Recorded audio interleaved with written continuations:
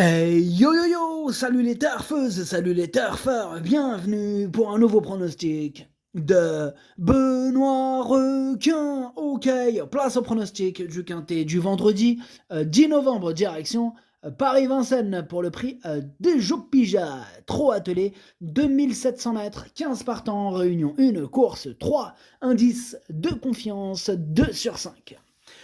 Petit retour sur le quintet du jeudi 9 novembre. Il était tout seul sur ma liste des casseurs de tickets repérés. C'était le 12 qui était tout seul. Et c'est lui qui joue les troubles fêtes. Mais pour le VIP, ce jeudi, on a quand même un quartet dans l'ordre qui est passé. Il a payé en plus. Il a fait plaisir. On a aussi du couplet gagnant placé. Et du 2 sur 4. Ça aussi, ça a fait plaisir. Ok, c'est parti. On commence le pronostic et on commence avec le numéro 1. I Love Jocelyn.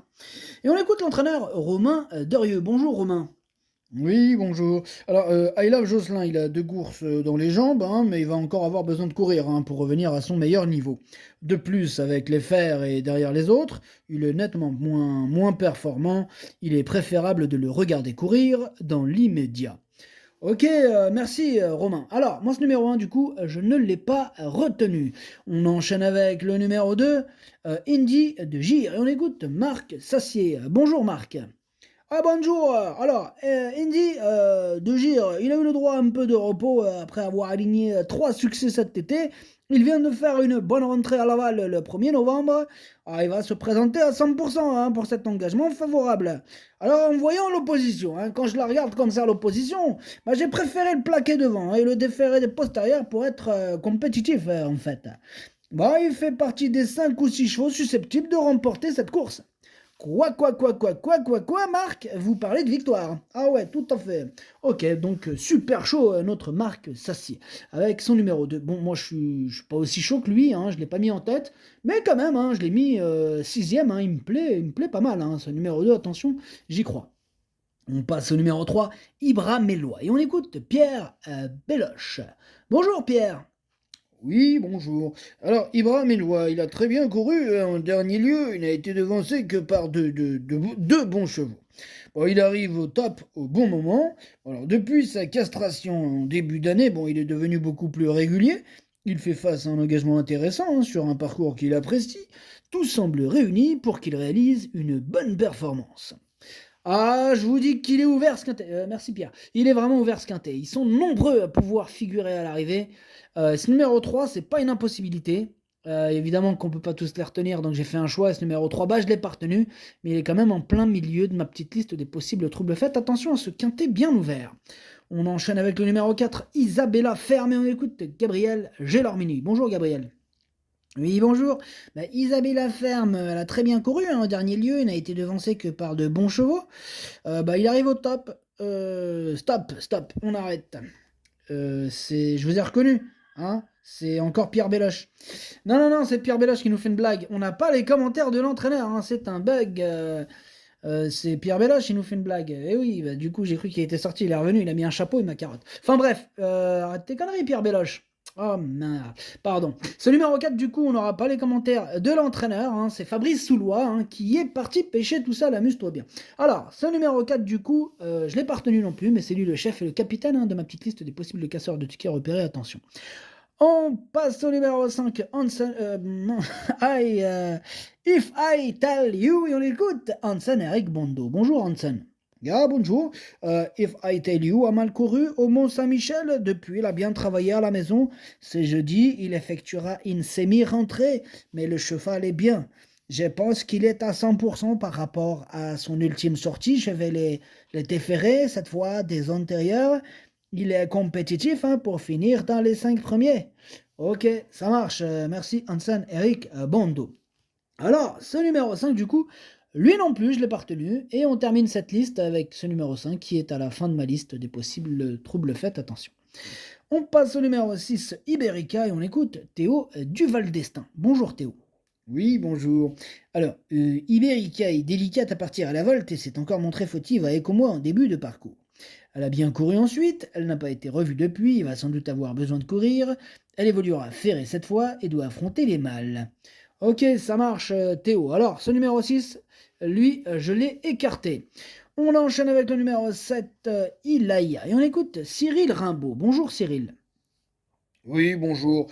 Alors, Ilaya, elle a réalisé une bonne rentrée avec les Fers à Reims le 1er novembre. Alors, je ne m'attendais pas à une aussi bonne sortie. Elle n'avait rien à sa disposition en Normandie. Aussi, il a fallu se déplacer. Alors, cette course arrive un peu vite dans son programme. J'aurais aimé plus de délai de récupération. Alors, elle doit affronter les mâles, mais cela reste une bonne course. Ce sera une question de parcours. Ok, merci Cyril Rimbaud. Alors ce numéro 7, il fait partie de mes préférés, je l'ai mis très haut, je l'ai mis troisième. On enchaîne avec le numéro 8, Indigo de Fontaine, on écoute Alexandre Abrivard. Bonjour Alexandre. Ouais, bonjour. Alors, Indigo de Fontaine, c'est un super cheval dans son jardin sur la grande piste de Vincennes et qui fait face à son premier objectif du meeting. Alors je suis confiant, il peut s'imposer. Hibiscus Man est celui que je redoute le plus, même s'il rentre. Ok, merci Alexandre, tu restes avec nous, tu nous présentes aussi le 9. Attends, d'abord, je place mon petit commentaire sur le 8. Ce numéro 8, c'est tout simplement mon préféré, j'y crois, je l'ai installé en tête.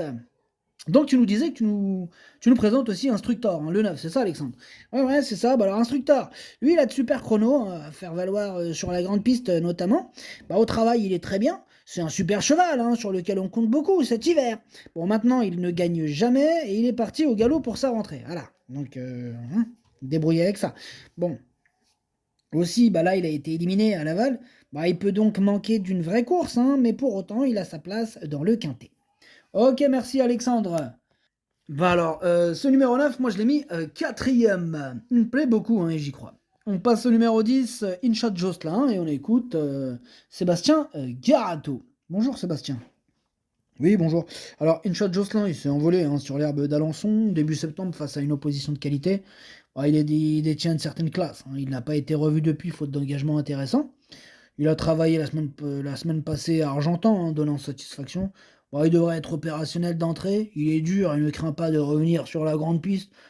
Il faut juste le cacher, il a sa place à l'arrivée. Ok, merci Sébastien. Moi, il me prend la tête son numéro 10 là. Ah ouais, c'est lui mon gros regret, c'est lui mon cheval de complément en cas de non partant. Attention possible cassage en vue. On enchaîne avec le numéro 11, Ibiza Bella. Et on écoute Jean-Paul Marmion. Bonjour Jean-Paul. Oui, bonjour. Ibiza Bella, il a bien tenu sa partie à Chartres pour sa rentrée alors qu'elle a rendu 50 mètres. Elle se prépare assez vite, dès lors elle n'est pas loin d'être déjà revenue à son meilleur niveau. Elle évolue dans sa catégorie, elle est régulièrement confrontée au mal. Elle a sa place à l'arrivée à ce niveau et je pars avec de la confiance. D'accord, Jean-Paul Marmion qui part avec de la confiance. Ce numéro 11, du coup, lui aussi me prend un peu la tête. C'est mon deuxième cheval de complément en cas de non partant, donc un regret, attention. On enchaîne avec le numéro 12, Hibiscus Man, celui qui lui faisait peur, qui nous disait tout à l'heure. Bref, on écoute Romain Christian Larue. Bonjour Romain Christian. Oui, bonjour. Hibiscus Man, il n'avait pas d'engagement corde à gauche à sa disposition après son succès à Enghien en juillet. Bon, j'ai dû lever le pied par la force des choses. J'ai essayé de le préparer au mieux pour cette belle course, mais je le préfère lorsqu'il court régulièrement. Cela dit, je compte sur lui pour terminer sur le podium, mais il peut aussi ne prendre qu'une petite place dans le quintet. Ça marche, c'est noté, Romain Christian. Alors, ce numéro 12, il fait partie de mes préférés. Je l'ai gardé très haut et je l'ai mis deuxième. On passe au numéro 13, Illusion J-Pad. On écoute Pascal Le Lièvre. Bonjour Pascal. Oui, bonjour.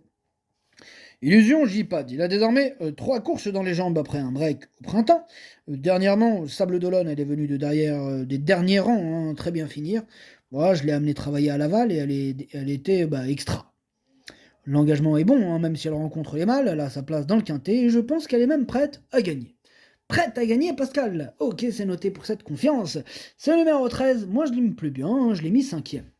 On passe au numéro 14, Igouski Sauton. Et on écoute Mathieu Abrivard. Bonjour, Mathieu. Oui, bonjour. Igouski Sauton vient de renouer avec les bonnes performances pour son retour corde à gauche après 2 disqualifications sur des pistes en herbe. Alors, dans la foulée, il bénéficie d'un engagement idéal et il est resté au top.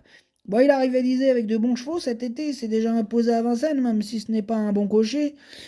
S'il négocie bien le dernier tournant, il devrait pas taper loin. Ok, c'est noté. Mathieu, toi aussi super confiant. Comme on l'a vu dans ce quintet, ils sont beaucoup à être super confiants. Ils se voient tous gagner. Pas facile à décortiquer ce quintet. Ce numéro 14, je l'ai gardé, mais en toute fin de combinaison. Et on termine avec le numéro 15, Ipalio. On écoute Alphonse Van Bergen. Bonjour Alphonse. Bonjour. Ipalio a bénéficié d'une période de repos qui lui a fait du bien. Ici, il est idéalement engagé au plafond des gains. Pour autant, il affronte une opposition relevée et des chevaux en forme. Le mien a bien travaillé, mais cela reste une rentrée. On va viser une place en courant à l'économie. Ah. D'accord, c'est noté. Merci Alphonse. Ce numéro 15, du coup, lui aussi je l'ai gardé, mais en bout de combinaison. Le pronostic, ça donne 8, 12, 7, 9, 13, 2, 15, 14. Merci d'avoir suivi cette vidéo. N'hésitez pas à mettre un pouce bleu si la vidéo vous a plu. Pour accéder à tous mes tickets pour la course du Quintet, rendez-vous directement en description de la vidéo. À jouer avec modération. Bonne chance. Chopez-le moi. Ciao.